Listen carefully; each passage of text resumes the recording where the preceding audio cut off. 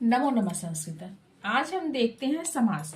समास किसे कहते हैं? कहते हैं कि सम सनम अनेकेषाम पदानाम एक पदी भवनम समास। अर्थात जब अनेक पद अपने जोड़ने वाले विभक्त चिन्ह आदि को छोड़कर परस्पर मिलकर एक पद बन जाते हैं तो उस एक पद बनने की जो क्रिया होती है, उस एक पद बनने की क्रिया को समास कहते हैं। और उस पद को जो समास जो एक पद रहता है उस पद को सामासिक पद या समस्त पद कहते हैं। वहीं पर जो बिखरे हुए पद रहते हैं, अलग अलग पद रहते हैं, उन्हें हम समास विग्रह कहते हैं। वृत्त्यर्थावबोधकम विग्रहम वृत्त्यर्थावबोधकम वाक्यम विग्रह। अर्थात एक पद का दूसरे के पद के साथ समस्त होना पद विधि कहलाता है।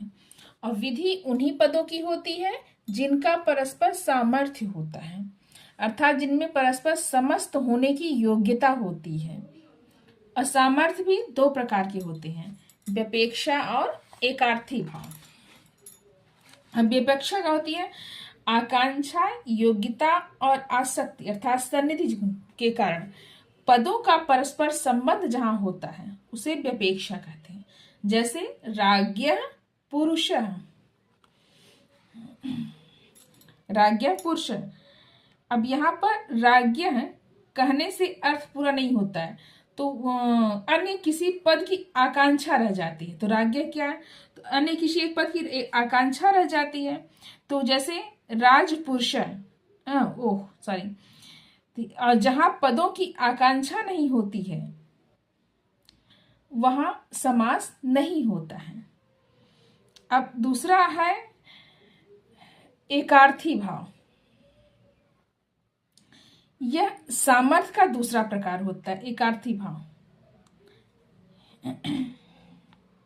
एकार्थी भाव समस्त पदों में पाया जाता है। जैसे राजपुरुष, इसमें राज्ञ पुरुष, ये दो अलग अलग पद हैं, इनका अर्थ अलग अलग, किंतु जब इन पदों का समास होकर राजपुरुष एक सुबंत पद बन जाता है तब उन दोनों पदों के अर्थ का एक साथ बोध होता है। इसे ही एकार्थी भाव कहते हैं। समास मुख्य रूप से 4 प्रकार के होते हैं, वैसे तो बहुत सारे समास होते हैं।